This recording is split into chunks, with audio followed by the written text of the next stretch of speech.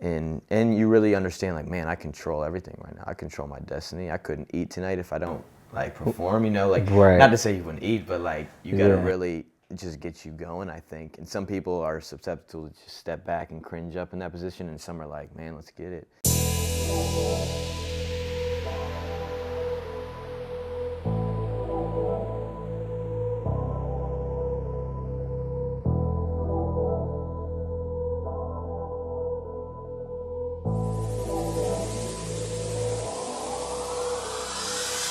Pursuit of Greatness. I am here, man. This is gonna be a great episode with the one and only.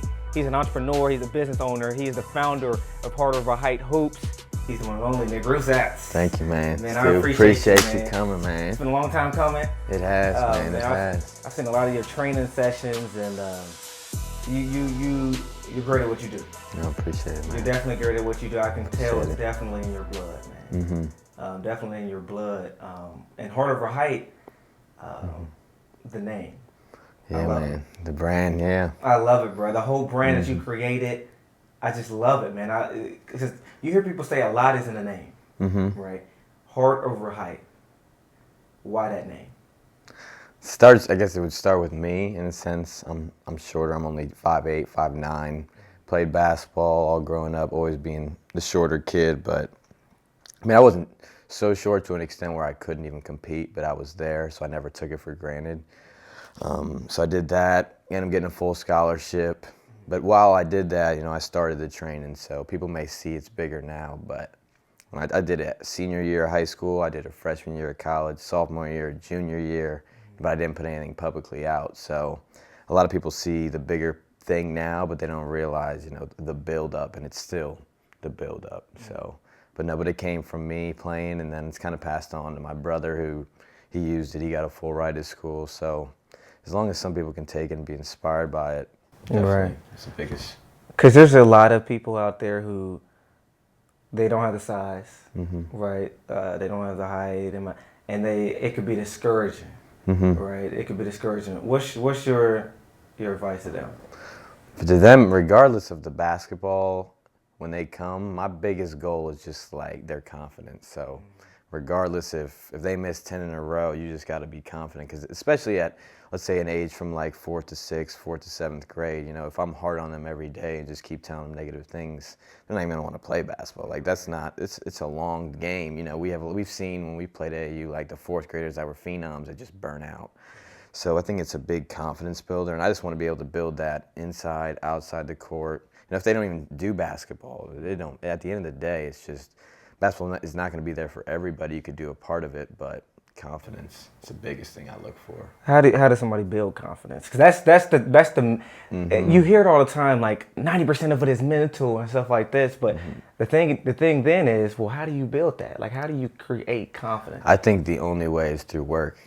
So if you work 40 hours a week and I work 80 hours a week, and I know that mentally, I know I work more than you, and regardless of me knowing that already, those hours count up. So say you do that for 6 months, you do 40 hours a week. What's that, like 240 hours? Then I'm doing 80. All right, I'm doing 480. I'm doubling you. Right. So then that just builds, and that's mentally, I know that, and then consistency just keeps building. And then I think, confidence, you might not think you're that confident, but I mean, you can't. When Mr. Ruby, he's like a big mentor to me. I talk to him pretty consistently. He tells this long quote about how long you can go without eating, how long you go without drinking, but he's like, you can't go a second without confidence wherever you go. So it's a big thing that I take wherever I go. Absolutely, man. Absolutely, because you can have a skill. You can have skill, right? You can have the capabilities, but that will never be. You can never activate that stuff without confidence. I agree. Because you start hesitating, and I mean, we see it, man. You see it in drills. You see these guys do these drills. You just think, man, he is crazy. You see him play one-on-one. You're like, oh, right. Man, it's all in his head too. And he's got the skills and everything. It's just, how can you get him out of that? And it's so much more mental than a lot physically. Now, but it is physically a lot to other players. Some players can't move like others, but mentally you can make an impact regardless. Right. And that's huge in sports and life. Definitely. And anything, you know. Okay, so you talked about let's go back to when you said the early years, right? When you first started training, Mm-hmm. you were still hooping, Yeah, I was hooping. right? So how did you start? How did you even decide? Okay, I'm gonna start training people. I'm gonna start. Well, I did it back in high school as a way. I don't like working for somebody. I can't. I don't. It's just. I worked an internship in Merrill Lynch, one of the biggest banks, and I did that. It was fine, but it really just wasn't for me. And I figured that out real quick. And I like just to be in control of like where I'm going and what I'm doing. So I knew with this route I could stick to it, and I knew I liked basketball. I love basketball. I consistently build it. But before that, I did all sorts of entrepreneurial things, man. From like, we'll take it back to like the youngest, like 7th grade when it would snow. Always go out, do people's driveways. 8th grade, get into like product selling. Like, you remember the wristbands? They're called. Oh You shoot! know what I'm talking about? I know exactly what you're talking Man, about. I can't think of them right now. They ain't really help you balance though. No, right? But I sold them, man, so I would get them. It was all mental. It was a placebo. Yeah, It bro, was- that's exactly what it was. What was I can't think of what the name of that, but I know exactly what you're talking Sold about. those, the hover or monorovers, sold those when those first came. So I've always been that, but I knew, grade school, high school wise, grades weren't really my thing. School really wasn't my thing.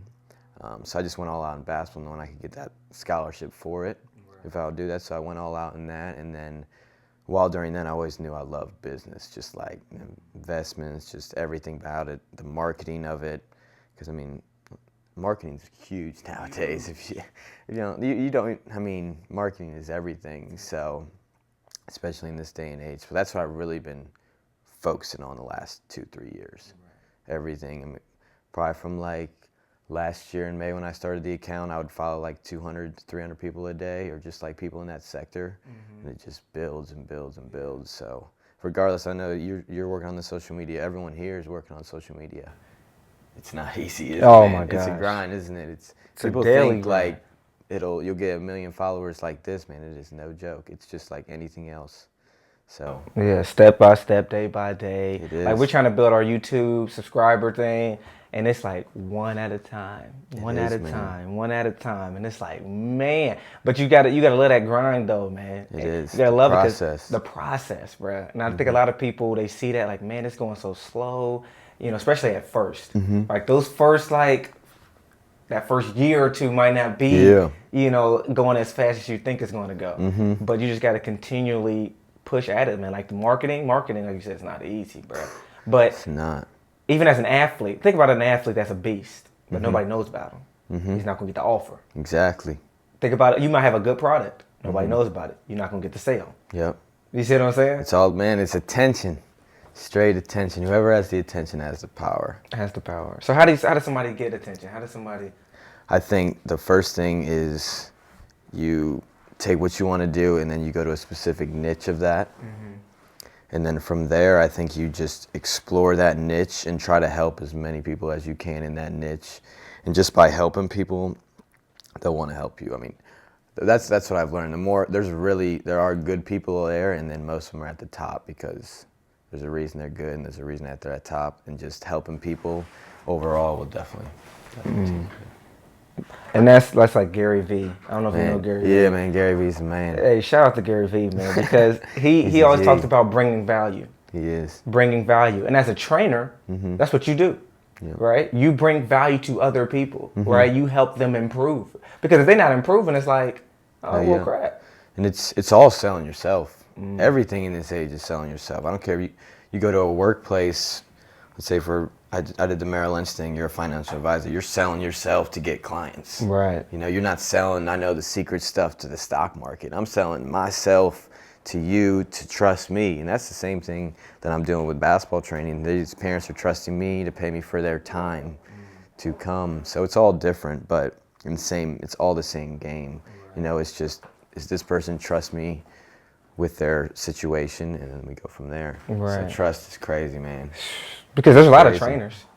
Oh, there's a lot of trainers better than me that have played longer, and there's a lot of trainers that have more resources than me.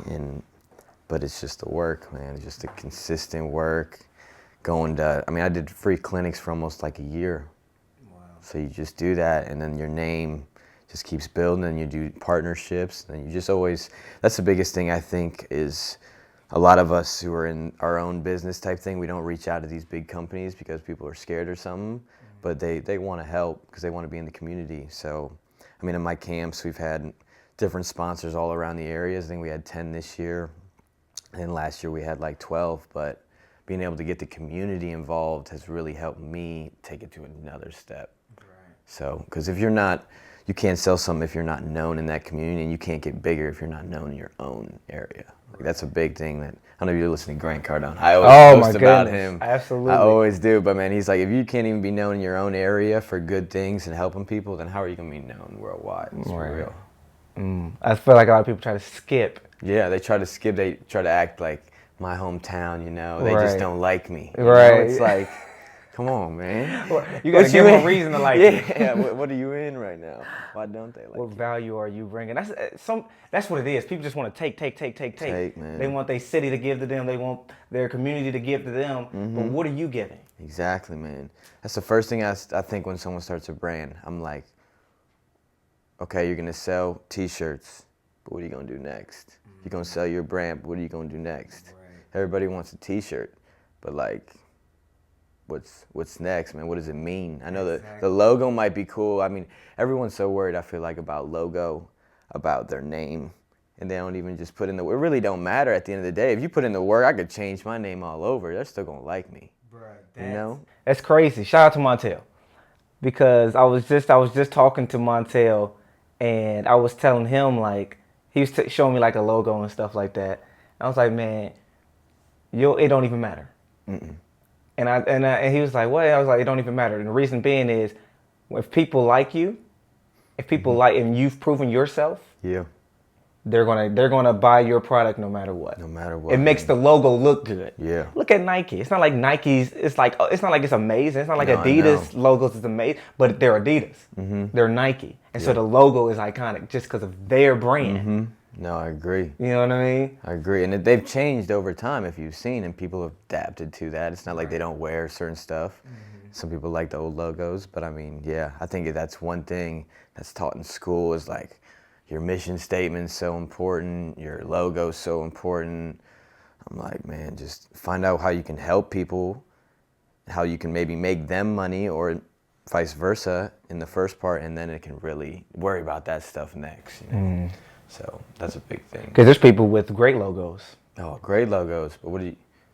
What's selling next? Nothing. Yeah. They're not selling nothing. They're not achieving nothing. They just got good logos, a great mission statement. Everything is wrapped up perfectly. Then you open up the gift and it's like, what is this? Yeah. No, I agree, man. It's like if you ever...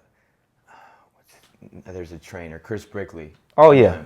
No, his Black Ops. Yeah, his colorblind shirt. You ever see that? Yeah. I mean, he's a basketball trainer, and he just had the attention of everybody. Mm-hmm. He put out he hadn't recently really put out stuff, and then it just takes off. Right. So I think the more that you just keep grinding, and you like actually put something out, people are gonna be like, oh shoot. Right. And so yeah. And then like I asked when DJ came, I'm like, man, you sell T-shirts and stuff? He's like, nah, we don't do none of that. Mm. So I'm thinking like, why do these top ones never do that? And not to say selling T-shirts is wrong, because it can help you in the beginning, especially. Right. But like more long term, I'm like, why haven't you done that? And he's like, that's not really the game. If you think that is in the beginning, then it's gonna be a long, long ride. Mm. So, but no, yeah, it's all different for different people. But yeah. I've been trying. That's all I try to do, man. Just study the greats and move on from there. And see, like you said, you're not. You say there's people who are better than you. They have the credentials, right? They have the this, they have the that. And I remember talking to, shout out to Pat Coyne. We had a similar type of conversation. How he felt. You know, he knew like he didn't have the certificates or the background, the college education or whatever like that, the degrees that were really needed for what he was trying to do, but he overcame that stuff. He still tried to overcome that. So was there ever a point, if not still, that maybe you doubted, like, well, maybe maybe I'm not super qualified, maybe there's somebody else, maybe I'm not, was there ever a point? No, yeah, I mean, I've thought like, man, especially when you're training like people that are better than you or are better than you already. And that's something I've just started doing this year, and it's thinking to yourself like, man, but it comes back to when I think about that, I'm like, it's confidence. Like, there's other people that do it that I know my resume is better than. Right. And I'm only 22 and they're 28. They got this big resume. I'm gonna be there sooner than they're there. Like, that's how I think. Because I ask a lot of these people, like, where are they at when they're my age? And I think that helps me just stay down, you know. Because a lot of people, because I'm only 22, and I've been doing this, I just graduated college, and I have a good amount of kids for my age, but it's really just, I guess, just knowing, like, you've worked hard you've done this your whole life, basketball. You've asked coaches, you've asked people, like, on your things. Like, when I train somebody, some people will say, like, they have their specific, the first thing I ask is their issues. Like, what do you want to work with to the parent? What, you've seen them more than me. You know, I can read the situation and tell you from there, but at the end of the day, this is satisfying you. You know, I'm not in it for me in a sense. I'll just give you things that help for me, but if you're 6'4" and you're a 2 guard or 3 guard, you might not be doing the same thing, so I might have to just adjust to that.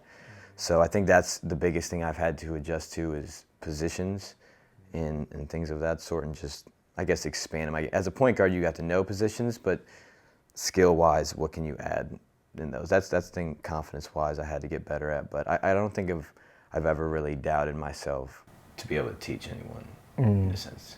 Because, and the thing is, the great equalizer. That's like my new thing, like the great equalizer, because it's like you see the Equalizer movie and stuff like that, but you might not have the height, you might not have the size, you might not be naturally athletic like some people, or you might not have the credentials like somebody else, or the qualifications, or the connections that other people have. But the great equalizer to all of that, you might not come from the best family, you might not have the best background. The great equalizer is always hard work. Man, I know there's a lot of ebooks and all these things out there for, like, the tips to success. Man, just listen to that right there. Right. Say, man, that's the great equalizer, bro. Like, it you know, is, seriously, man. like, that is the great equalizer. It is. It equals, because a lot of people, they see that, like, oh, I don't have this, or they see what they're lacking. But hard work, bro, whether you're an athlete, an entrepreneur, or it doesn't matter what you are, a trainer, it doesn't matter what, at the end of the day, hard work. Because I know you study film. I know that you like you said, you have different trainers like DJ and Chris Brickley that you look and you study and you look. All of those things, that's really the great equalizer.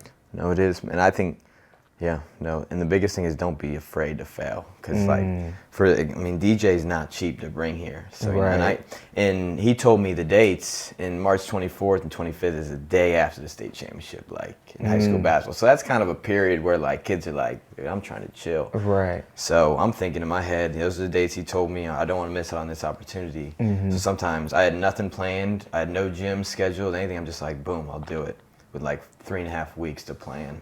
Or market it. So I think it's just that leap, just like, especially if it's a leap of money, maybe you have to return or something. Just don't worry about that, man. Just go all out. If you just really go all out and put everything into it every single day, you're gonna make it happen. And that's kind of what I did. I just don't think about, I guess a lot of people think about the financial risk. I just don't think about that. I just think about what I could do for myself, my brand, and long term, how that's gonna return me. Right. You know. Now, and maybe I don't want to do this for my whole life, or maybe I do, but regardless, I can say I'm not doing this somewhere. I can pass it on to somebody and show them everything, the culture I've created, and let them do it while I'm not there.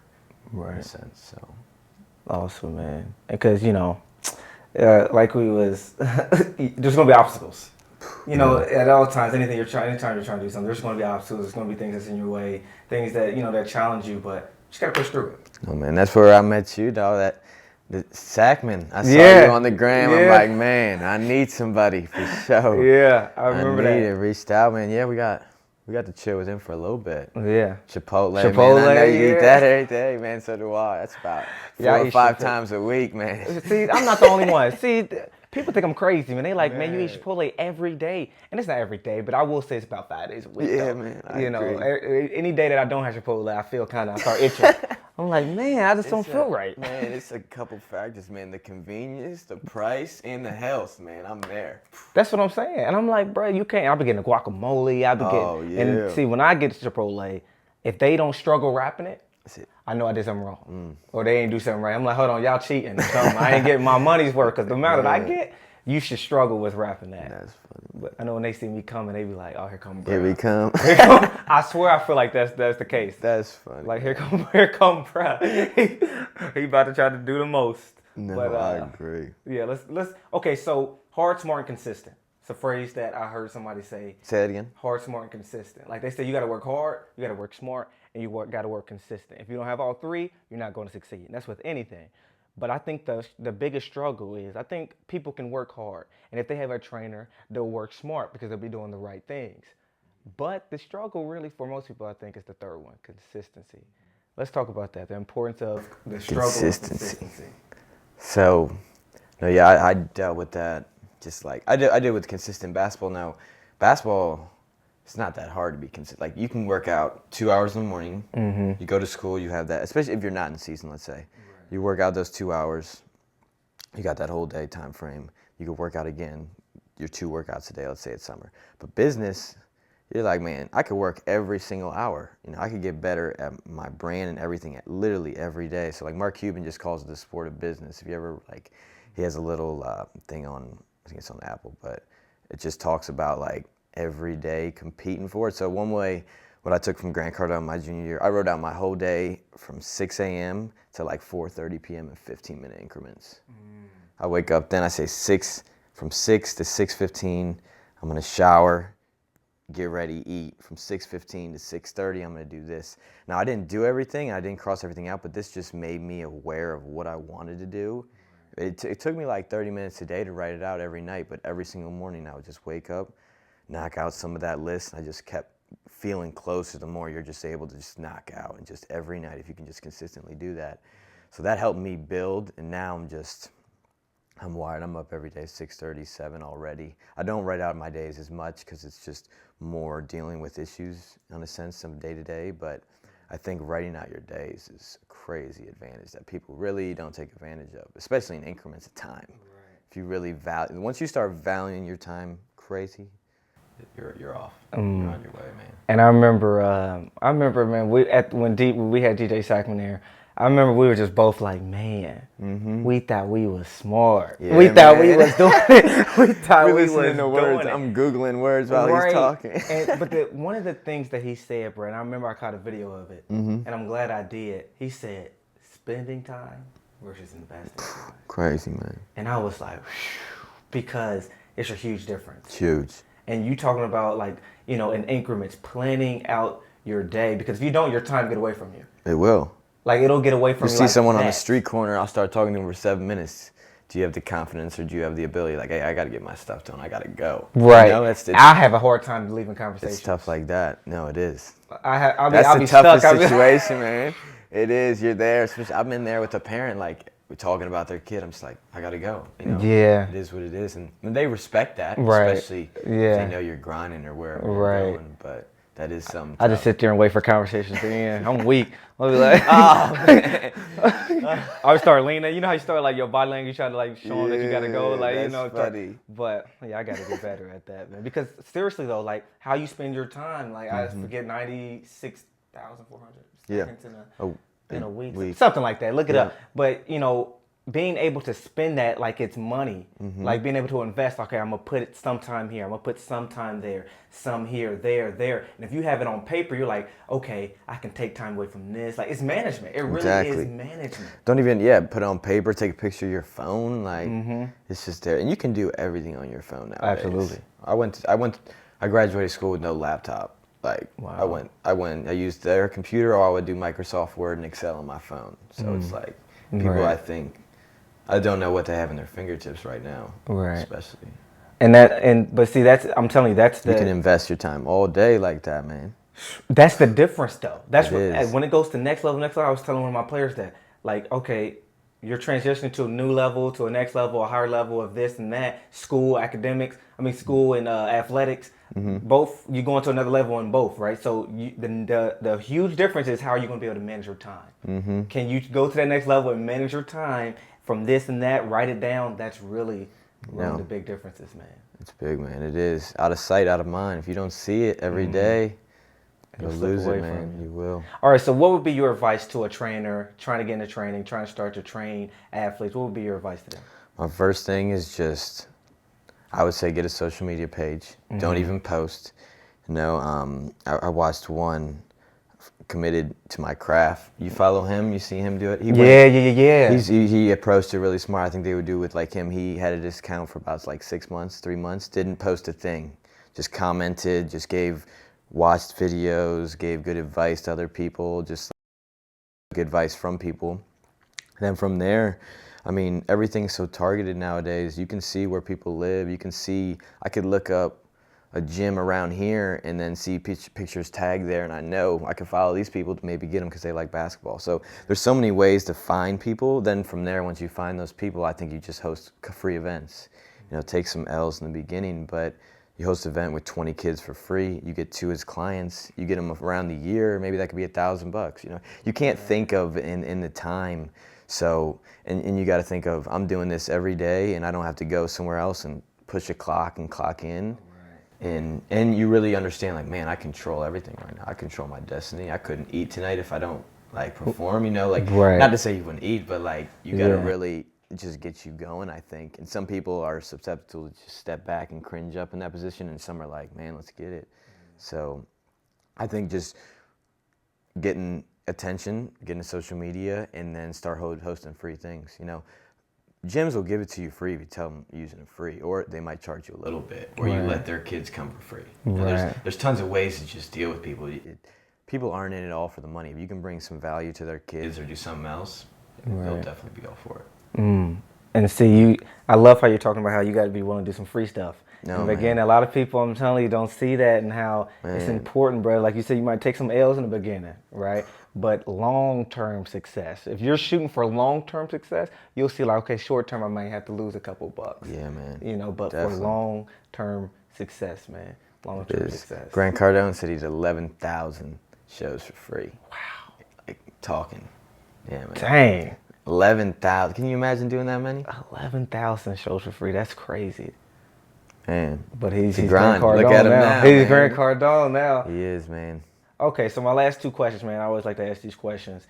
What is your definition of greatness? Greatness. I think greatness is doing something at a high level for 15, 20 years. And that doesn't have to be one thing. Like, say you do this and then you find another piece of it, or say somebody calls you like in the league and they want you to shoot like Will, like he's doing, or someone of that sort, some randomly. You might be on that journey, but if you're doing that at the highest level, I think if you're just always hitting that highest level, because I mean, we change. I mean, entrepreneurs, I feel like they have a lot of different ideas, and we might go with one or might go with a different one, but if we go all out, that's when we know we could be great regardless. And the people we meet on the journeys, it's going to make everything easier, whatever brand we want to start next, whatever we want to do next with those people we already met. So I think success is just continually, and greatness is continually every day reaching out to people, because connections and people is really how you get everywhere. Wow. In this world. Yeah. All right, last but not least, man, when it's all said and done, right? You've done all you can do. Yeah. You've trained all you can train. Yeah. Right? You've reached all these goals. What do you want people to say Nick Ruthsatz was? And I want to say he was a positive, great influence to kids. And then I want to be, by the time I'm done training and during then, be able to go back and help, but at the same time give back a lot of money to those situations. That's the one thing. I'm not to say I'm driven by money, but I am very hard motivated, because I know that can help other people in many, many ways. And some people don't reach for that because I don't think they think of how much it can help people, like in tough situations. So I want them just to know that I've done everything for a purpose. I want to help you, and I want to help more people at the end of the day. And whether that's with basketball or life, regardless. Awesome, man.